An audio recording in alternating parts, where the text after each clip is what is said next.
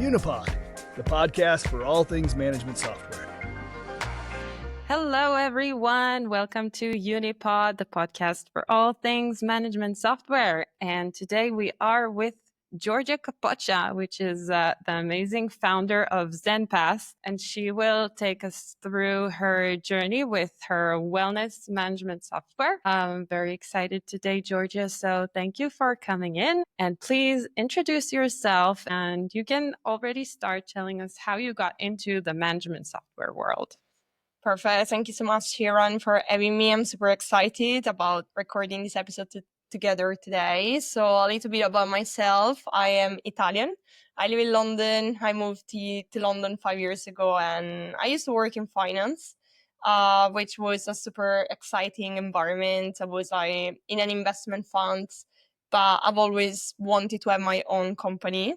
And I've always been intrigued about everything tech. But at the same time, I am quite spiritual, and I've been into the wellness industry and specifically holistic wellness industry for a period now. I would say lots of practices there have saved my life. And so combining on the one side the passion for the holistic wellness industry and also my passion for like tech and wanting to have my own company, this is how the project and the idea behind ZenPass started 1.5 years ago now. But it's been like a great adventure and super excited about talking about that today. Amazing. So this made me curious because this is a vertical, this wellness vertical specifically is something that I hear for the first time. Like it's very, very specific. So can you tell us more about this wellness vertical? And you said something about holistic wellness. So that sounds super interesting. Absolutely. And, it's super interesting because when we say the word wellness, people immediately think about, necessarily just fitness or even sometimes beauty, which is so far away in a way because the type of wellness that we're dealing with is holistic wellness. And what I mean with that is any practice that help you with your physical, mental, and emotional aspect of wellness and well-being. So I'm talking about, yoga, breathwork, mindfulness, coaching, and even fitness in a way is, of course, welcomed into these verticals. So it is a vertical which actually includes a lot of different sub-verticals there. But yeah, I would say if I have to summarize how to define holistic wellness, it's really a combination of different parts of your entire well-being as a human being. And this can be surprising, but it also includes financial wellness. That is, something that people don't really take into account because it's part of also your emotional well-being, being secure and safe. So there are more and more a lot of business coaches, financial well-being coaches, and this is also part of the vertical. Wow. Okay. So well-being sounds like something that you're very driven by and passionate about. Do you want to share, just a personal story or something that makes you connected to this area in the world that drove you to this management software project?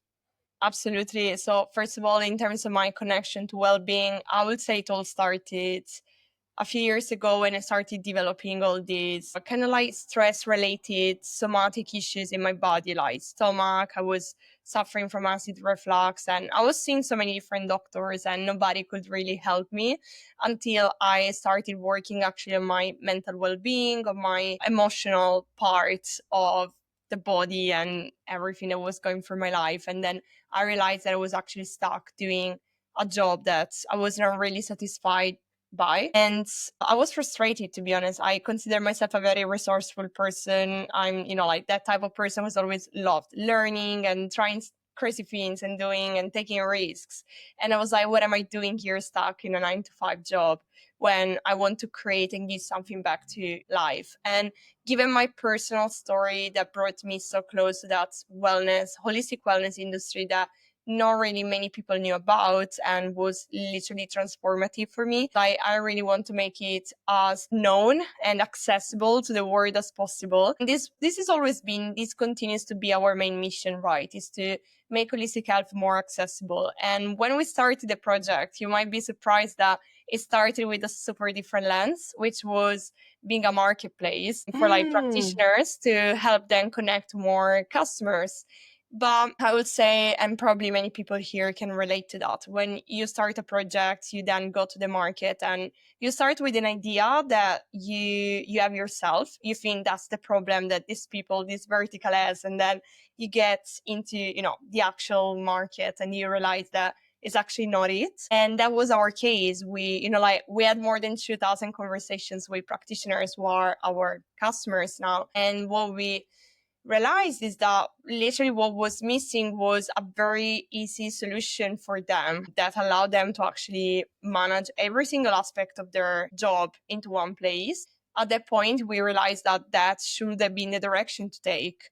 The direction to make their life easy, help them actually set up and scale the business effectively, rather than just like trying to find one customer here, one customer there, and then having no tools or ability to actually retain those customers. So with this knowledge that we gained over the last year and a half, we have pivoted recently towards like being a full management system for holistic health practitioners.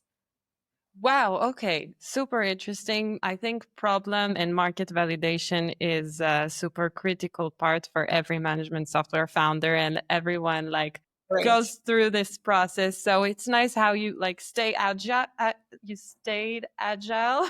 Yeah. And were able to pivot really quickly, right? In a year and a half, you already were able to do a marketplace and pivot. So that was a quick, how did you do this so quickly? And what is your tip for not staying where you feel something is stuck and pivoting and changing? So yeah, what's your thoughts about that? That's a great question. And to be honest, I think that there are several factors here that contributed. The first one was the specific vertical itself. Like we realized that being a marketplace was not necessarily the right direction to take, given that lots of these practices are very personalized. So it's not just like one solution that as a customer you go on a list and inquire, purchase, as with other more traditional forms of treatments you can do. Secondly, I would say it was demand from our customers. We honestly realized that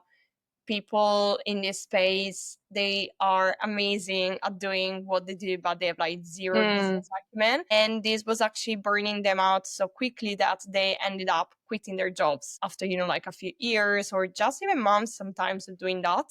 I think that was the main reason. And the way we did it so quickly, well, to be honest, in order to build the marketplace, we also built a kind of MVP of the software that's now we are, of course, developing and introducing so many new features to. And it was easy to just say, okay, let's now focus all of our time and product effort and development effort towards the actual software platform rather than the marketplace interface. So that was built, but to be honest with you, that was super useful for us because it gave us the way to build a brand and build a community and even just connect with our customers and have those initial conversations, which are, I would say, key to understand what actually is happening in the market.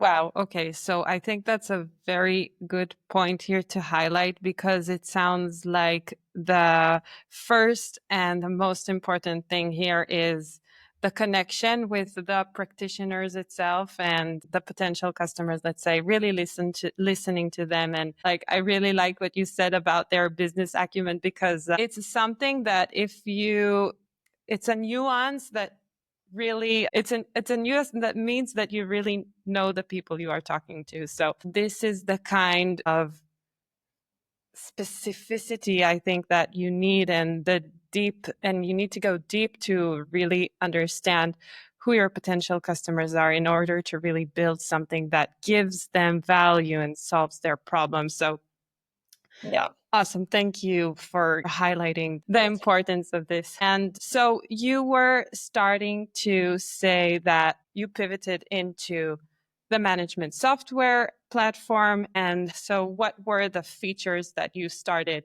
working on and how did you prioritize between the different features and build the roadmap? how did you decide what to do first?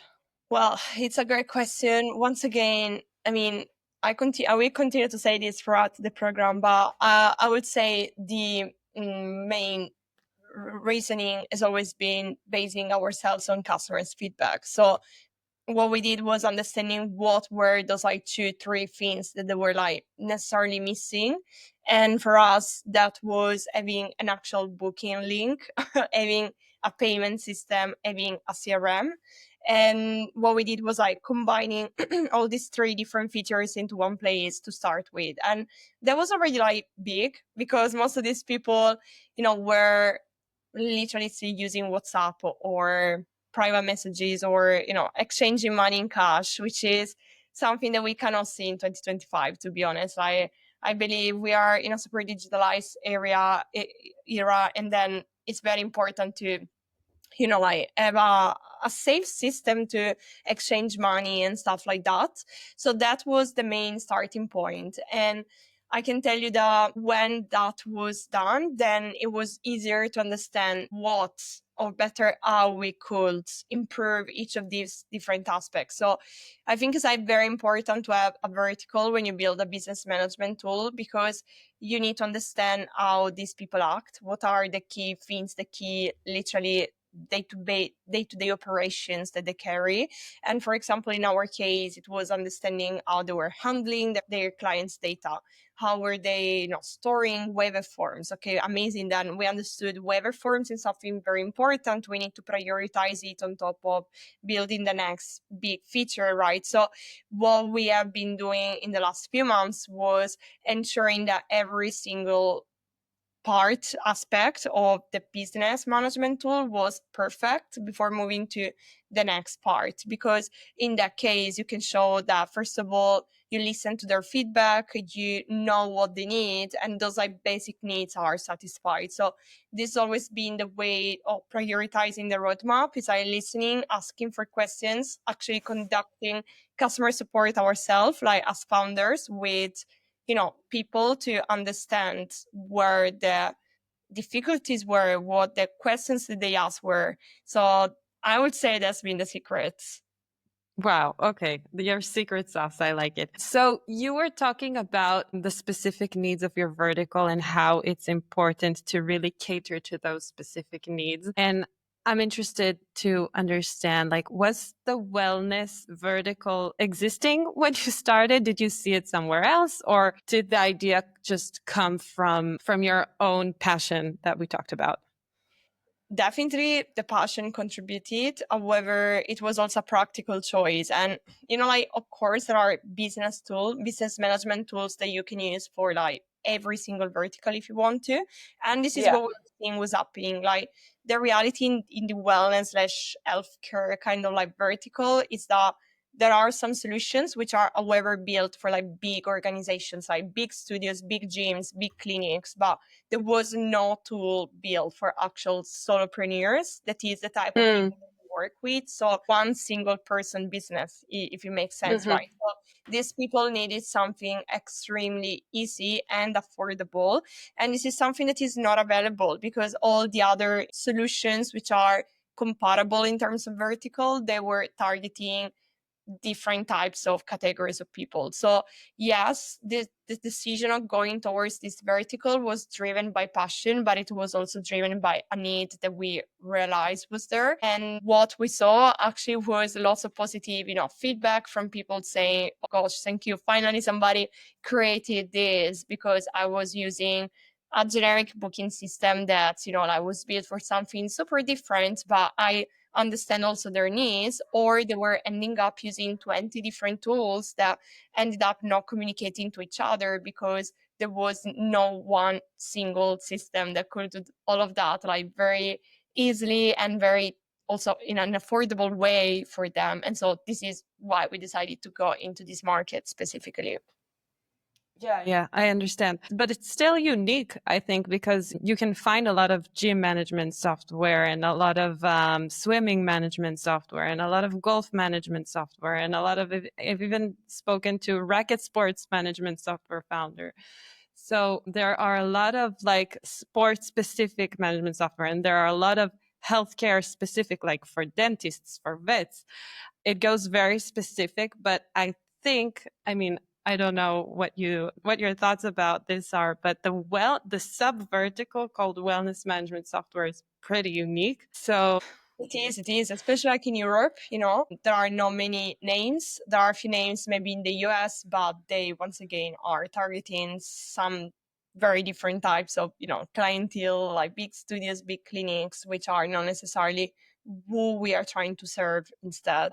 mhm. Okay. Yeah. Okay. So did you find it challenging as, you are like pioneering something and educating a specific group of people? It's not like they're using one specific management software and you're telling them you should use like a different one. So how did you drive this challenge or approach this challenge in educating the potential customers and what the potential of wellness management software is and how to adopt it? Well, I think that this is actually one of the main challenges potentially that every business software platforms face. And for us, it's also a big challenge given that, as mentioned before, like these people are not necessarily the most tech savvy or business savvy Yeah. audience. But I have to say that the way we are dealing with that is, lots of demos, lots of like support that we're offering. And once again, like especially in the first stages, is very important, I think, to sit down there on a call with your clients and understanding how you can actually support them. And teaching them also teaches you what they need to understand, which means that you can think about new features that you need to develop or different ways also to sell. So it's sometimes I see it as a challenge, but I also see it as honestly a way of like learning further what the audience needs. I would say definitely is one big thing that needs to be taught. Like, for example, in our case, is how to pass from having literally no software to why it's important to have a solution that like your customers need. The way we approach this is rather than just mentioning how this can save up your time, how this can make your life easier, is also showing you how it can make your clients' life easier, right? Because they sometimes don't think about the burden the like clients have when they need to book something or to contact these people or just pay and then having to do it manually. There is no way to track this data, this information. And, these are the type of things that we tell them, we teach them. Like, it's very important that you use these type of solutions because otherwise your client is having a terrible experience. And given that it's like a market that is increasingly competitive,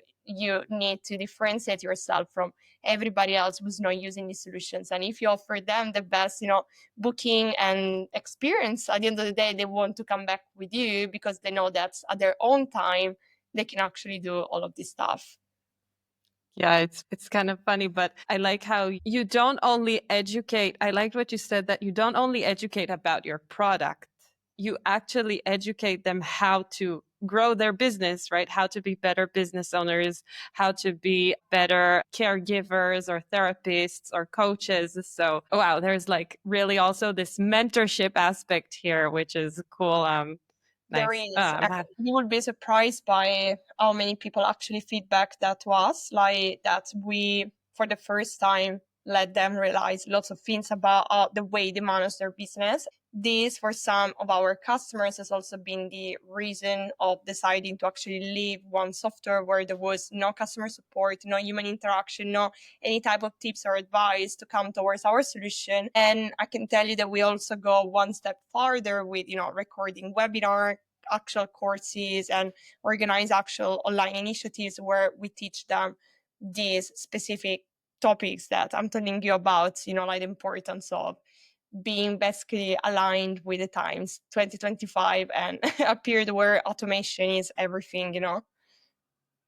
Yeah, definitely. So you mentioned how you believe that founders should also themselves be in contact with the potential customers or the customers themselves. So I'm curious if you can share like a story about a call that you had with a customer or a potential customer, or something that really sticked with you, or something that someone said that you really remember and made you think about something. So anything that comes to mind from this kind of interaction, because, you know, as a founder, there are so many things to do. And sometimes, you know, what you're saying here is not really in the prioritization. So I think if you Absolutely. can give an example, yeah. Yeah, well, I mean, there are so many examples, to be honest. And when like we are, first of all, just to give you some context, so we are three co-founders, and so one of us is the CTO, so doing more the development part, and then myself and Roberta, I take more ownership of the management part of the organization and also sales, especially at the very beginning of the journey. And then she was doing more like product development. So the way we usually manage all of these is I have the first conversations with customers, and which are our practitioners. And you might be surprised by how many times people came to me and literally asked me, what does it mean to have a booking link? Like literally things like that. Were like, for example, okay, so I create this landing page with you, and then what happens? How do people find me? And I was like, well, you need to share it. And they were like, yeah, but how do I? And I was like, well, you can literally copy the link and then paste it on your Instagram page, on your community chat, whatever you want. And, you know, this is interesting because it makes you realize that we assume, like, we as in people into this space, we assume that it's so obvious and that everybody uses a booking system, but it's actually not the case. And I mean, from Roberta's side, I'm sure that there are more and more stories, as she is the one usually helping people onboarding, and they have like literally no idea on even what it means to like import export their clients, what an Excel file looks like. Is like, it's just a nightmare. So yeah, there are so many different stories, but I mean, this, I think, like summarizes it all. Is a little bit like this being very, you know, new to the space and asking questions that sometimes as a founder you need to like step back and say, okay, actually I never thought about the fact that these people might not even know what I'm talking about. And this was very important for us because, you know, like the first conversations, the first calls, they were all about using tech terms like, oh, you're gonna have a CRM, you're gonna,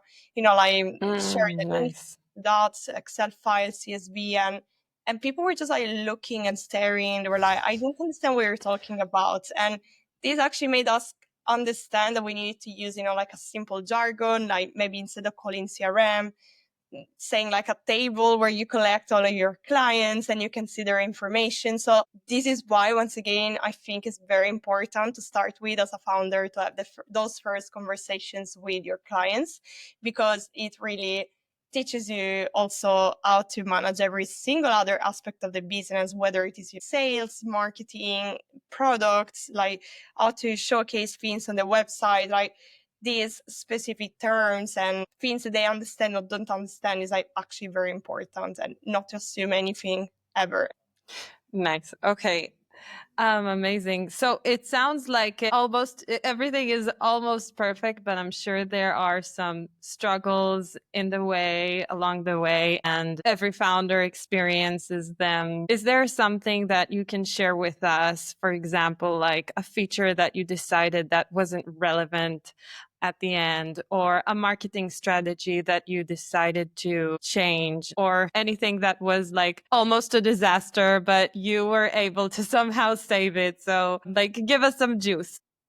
Absolutely. I mean, apart from, of course, a big pivot from the marketplace, which Yeah. per se was, I would say, like more than something wrong. I think it was more like a, a learning that you get. But well, on top of that, you mentioned, for example, strategies, kind of like sales strategy and stuff like that. I can tell you that I think it's really specific on the audience you work with, but in our vertical, what we tested was, for example, cold calling, and definitely it was not the case. We actually tried to do Okay. it for like one entire month, and like literally people were not responding well to that. So once again, I think in our case is connected to the fact that people do not necessarily know about the fact that they need this solution yet, even if they do. And so it's more like you have to find the best way to kind of like introduce them to your product. And the thing that I always say that works very well for us is actually pretending to be ourselves, our customers, and saying, okay, let's say that I'm somebody with zero knowledge of business, tech, anything. What type of message, what type of call, what type of email would I better respond to? Is it like, for example, more an in-person kind of email? Is it if somebody else referred to me, or is it if I received a cold call? Well, based on this, it was easier then to understand. But in terms of actual juice, I can tell you, I mean, nothing major apart from like people still confusing a website with an entire management system, right? And that's like a big struggle, to be honest. Like when I have calls and people are like, oh yeah, but I already have a website. And then you go to the website and they have just like a contact form where people can send an email and that's it. And I'm like, yes, but how can I book with you? Like, you don't have a booking system. And they're like, no, but I have a website. Yes, but that's all. Like, that's all you have, which is an amazing way to show yourself. But then how can you manage your clients? How can people find you? How can they book you? How can, like all these parts are missing. And sometimes it is, of course, challenging to communicate what is that thing that they need. But the good part is when they understand, they're always like, oh my God, that's actually true. Like, I never thought about that. And I'm like, what? So yeah, Mhm. that could be the challenge sometimes. Yeah. And Georgia, what was the best feature that you decided to develop that really impacted your revenue in a positive way? And how did you measure the impact of this specific feature? Yeah. So I would say there have been a couple of big features that everybody was looking for. And the first thing was like the release of packages and the opportunity to bundle up all the services that they were selling, which is something that not many other solutions offer.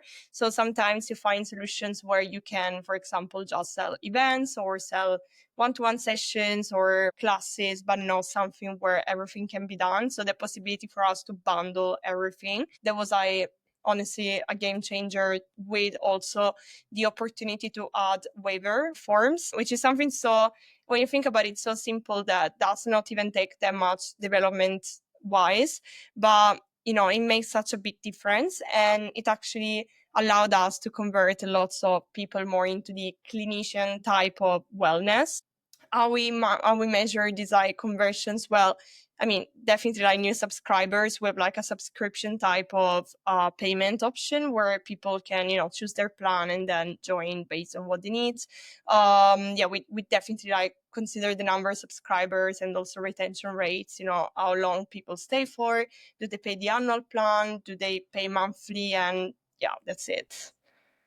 Yeah, exactly. So how inside your software do you measure, like, so you mentioned the time they spend. Did you say something about the time they spend in the software? Yeah, Is I it mean, one of the the time is in how long they stay for, like how long they continue to pay the subscription for. Okay. Yeah. Yeah, But yeah, that definitely makes also sense. the time we monitor all of these metrics, which are very important, like how often do they go up on ZenPass, for example, like what are the number of visits they make, and all these are more tech related metrics. Definitely we like monitor them. And okay, so you started to talk about the pricing models, and for every specific vertical, it's a bit different. So I'm curious to hear, like, what were your experiments maybe with pricing, and how did you eventually come up to with what you have today, like freemium, free trial, no free at all, a few plans, only one plan, enterprise, well, no, enterprise is not relevant here, but Yeah, no, solopreneurs, maybe small businesses. yeah. How do you No, approach that? definitely. So we, since day zero, we have gone with a free trial model, kind of like freemium. And once again, I invite people always to check with their audience what they are like and understand their like buying process, because if they are pretty new to this type of solutions, they may want time to make a decision. Or if they're not, for example, very tech savvy, it's good to give them, some extra days to actually import all of their clients, have time to check the system, or if they're very busy professionals, which sometimes it happens. Like we have lots, for example, of massage therapies, people more in that kind of like physical body work type of aspect that have so many clients every day and literally have no time to look into that. So we at the moment offer a 2 weeks trial. Sometimes if it was needed because there were like big clients or little studios with lots of clients, we extended the trial for like a few days if they had more time, if they needed more time, to do this like onboarding part. In terms of the pricing, well, to be honest with you, when we started, we were still offering like a kind of free option where they could join but add a very limited amount of features available. However, I don't think that it was for us a big idea because it kind of like sells you cheap in a way, like something that you don't take seriously also as a customer. Like if you see that there is something for free, you don't really commit yourself to try and use that solution, and then it does not solve the problem that we're trying to solve, right? That is actually educating them, convincing them that they need to keep pace with these automations that nowadays there are. At the moment we only have like paid plans, and we recently actually, when we started, since we're mostly based in the UK, we were charging prices in pounds, and now we instead are charging in dollars because we have expanding a little bit more globally, and I think that as a currency, dollars is definitely the best one to think about.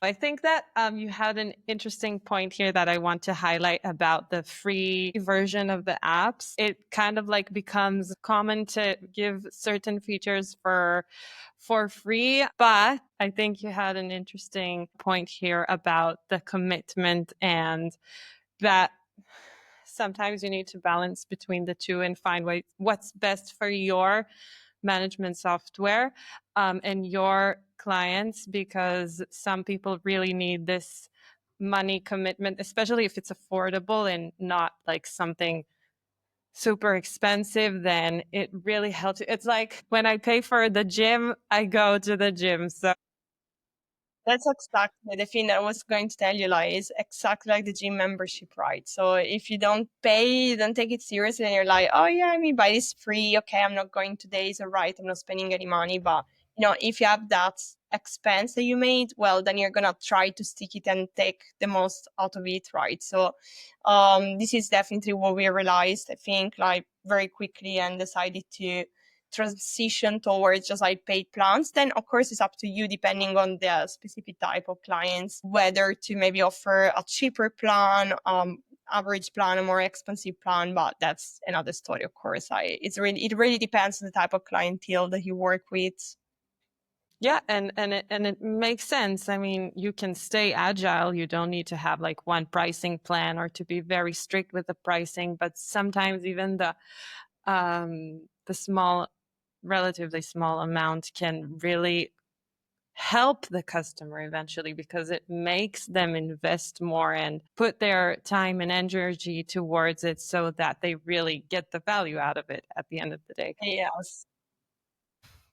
Nice, interesting. So you said something about expansion, and you mentioned, the pricing, the pricing currency. So can you tell us a little bit how that goes and how you plan to do that and how that's going? And Yeah, maybe absolutely. why did you start in the UK? Or okay, Yeah, maybe it's it's kind of mostly because obvious, but we're based in the UK, which I think is always good to start in your market if you have, that some connections.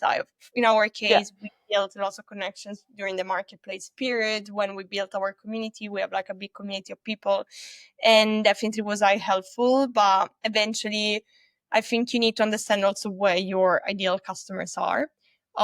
In our case, well, there are certain wellness hubs around the world. It can be Bali, it can be, like Southeast Asia. There are a few places, the US, Dubai, Emirates. So in our case, it's understanding where it is more strategic to go in order to actually find lots of people that can then refer each other. But it's not like a decision to make overnight. Of course, it also depends on the type of product. It's a product that people can use online, worldwide. It doesn't matter where they're based. So like language, is it a barrier? What type of people are you working with? For example, like for us, it's very important to work with people who still have, let's say, an English audience, since at the moment the platform is in English. So, these type of considerations are very important to, I think, make before deciding where to go. Well, I can tell you it's something that just started for us. Just like a few weeks ago, we decided to go worldwide. So I can't comment yet on how things are going, but I can tell you it's an interesting thing, because you see that like markets are different, people react and respond differently. And what we're going to do is definitely studying reaction also to, potentially pivot pricing also based on how people respond to the solution itself. Cool. So it sounds like everything is happening very, very quickly. So I'm interested about the timing that you chose to do this expansion, and why did you decide that now is the right timing to start? Well, there is something for us that is the type of direction we're taking with the product, because at the moment we're a management software solution, but if you go on our website, you can see that we actually have another membership that we're going to release very soon, and this membership is for like content monetization. So we will basically allow people to not only manage their entire practice, but also monetize for selling their content, courses and stuff like that online. And since most of these people are online, we understood that it was a good time to start, increasing our community to make it a little bit more global and online versatile. So that's the reasoning behind, this expansion. Cool. Okay. Yeah, So we're super excited about that. That makes sense. And that's a super cool feature, or it's almost like another product inside your product. So so good luck with that. It sounds amazing. Thank you. And I really understand how it's relevant for these therapists or wellness practitioners that probably have their own knowledge that they can like share online and even add revenue to their business. And to be honest with you, like once again, it's all a matter of knowing the audience. And I always think like business management software platforms are something extremely replicable nowadays. So you need to find also that aspect that makes you a little bit different to others. And for us, it's also the idea that our clients actually have these other needs. That's one of the main things that help them earn money and income. And so once again, I think like the idea behind business management tools is allowing people to be more efficient and streamline their operations. So since we're streamlining already the management of their practice, we can then also allow everything to be in one place with all the different tools that they need for also different parts of their business. So once again, it's all a matter of like knowing the audience and listening to them, what they have to say. Amazing. Yeah. Knowing the audience and also, having this own unique selling proposition that really adds value to your software. 100%. So nice. Okay. So I'm going to ask you one last question. I usually like to end with something imaginary or fun, or I don't know how to call it. But let's say that tomorrow morning you woke up and you had double the budget and you have to use it. So what's the first thing that you'd invest in? AI. I would say like more AI-based solutions. I think like in this period of life, we need to take advantage of AI because it can speed things up. Both internally in the team, but also for like the customers. So definitely that would be, like the very first thing to do, understanding how we can make everything even more personalized thanks to AI. Amazing. Yeah. Really interesting area that I'm sure is going to grow and affect all the management software platforms. So it is something to like keep an eye on and see how you mix it in between everything that you need to do in your day to day. So thanks for that reminder. And Giorgia, it was a pleasure talking to you and learning about your wellness passion and how you combine it with your tech experience tech passion together and cooked from that wellness management software. So thank you so very much for coming today. And thank you for having me, Sharon. Thank you.